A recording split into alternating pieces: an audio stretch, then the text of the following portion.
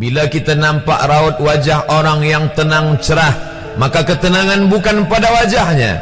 Bila nampak orang melangkahkan kaki dengan tenang penuh wibawa, maka ketenangan bukan pada kakinya. Bila tampak ayunan tangannya tak tergesa-gesa, maka bahagia bukan pada tangannya. Di mana letak bahagia itu? Ala fil jasadi mutrah. Ketahuilah dalam jasad ada segumpal, ada sekepal, ada sesuap. Idza salahat salahal jasadu kulluh. Kalau yang segumpal itu baik, maka yang lain ikut menjadi baik. Wa idza fasadat fasadal jasadu kulluh. Kalau yang segumpal itu rusak, maka dia pun ikut menjadi rusak. Yang segumpal itulah yang mengendalikan mata, telinga, tangan, kaki. Yang segumpal itulah tempat rindu, benci, marah, ridha, ikhlas, fasik, hasad, kufur. Di sanalah bersemayam rindu dan benci.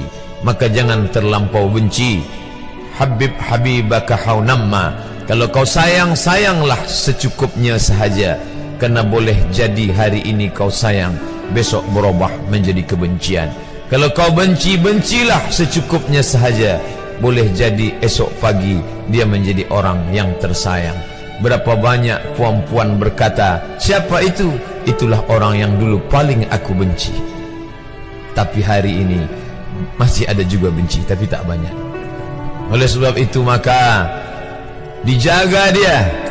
Yauma la yanfa'u malun. Hari itu tak ada guna harta, wala banun, tak ada guna anak, illa man atallah, kecuali orang yang datang menghadap Allah biqalbin salim, dengan hati yang salim. Qaf lam ba, qallaba, berbolak-balik. Qallaba, tidak selamanya bahagia. Kadang pagi hati tenang, petang datang dia pun susah. Kadang pagi hati lapang, petang tiba dia pun gundah. Maka apa yang dapat menolong? Ala bizikrillah, ketahuilah dengan banyak menyebut mengingat Allah, tatma'innul qulub, maka hati akan menjadi lapang. Qalbul mu'min baina asabi'ir rahman, hati orang beriman berada di antara jari jemari kuasa Rahman. Kalau dia hendak, dia balikkan yang senang menjadi susah. Kalau dia berkehendak yang susah, dia balik menjadi lapang. Berapa banyak orang yang tampaknya mungkin kita kata dia susah, tapi dia masih boleh tersenyum.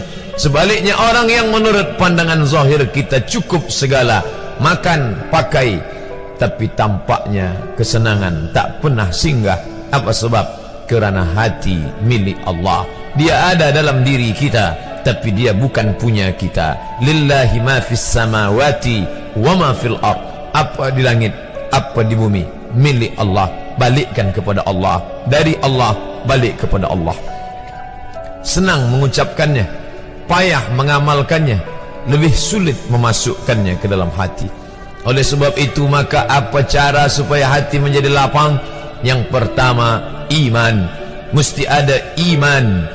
Percaya bahawa dia ada walaupun tak tampak oleh mata. Dulu ada seorang filosof, dia berkata bahawa aku percaya dia ada bila boleh tampak oleh mata, disentuh tangan, didengar telinga. Tapi bila tidak dapat ditengok mata, dipandang mata, didengar telinga, disentuh tangan, maka dia tidak ada. Inilah orang-orang yang berfaham wujudiyah.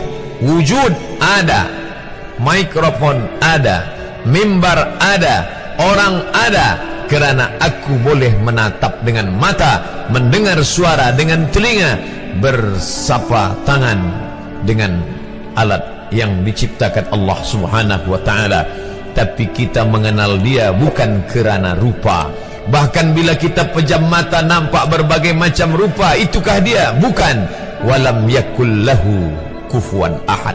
Bila kita pandang tengah malam tampak bermacam warna rupa, itukah dia?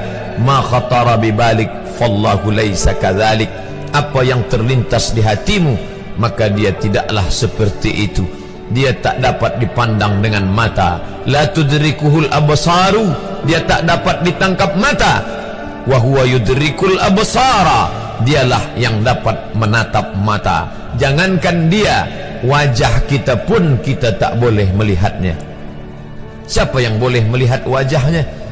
Sementara belum dijumpai cermin, belum pandai orang membuat cermin, orang tak tahu bentuk rupa wajahnya bagaimana. Sampai suatu hari dia dalam perjalanan panjang, dia tengok ada pohonan rindang, lalu kemudian dia berteduh di bawah pohon rindang, menghindar dari panas terik matahari. Di bawah pohon rindang ada kolam air, maka saat dia akan mengambil minum dari air kolam, disitulah dia melihat wajahnya. Oh, begitu rupa wajah di dalam air kolam.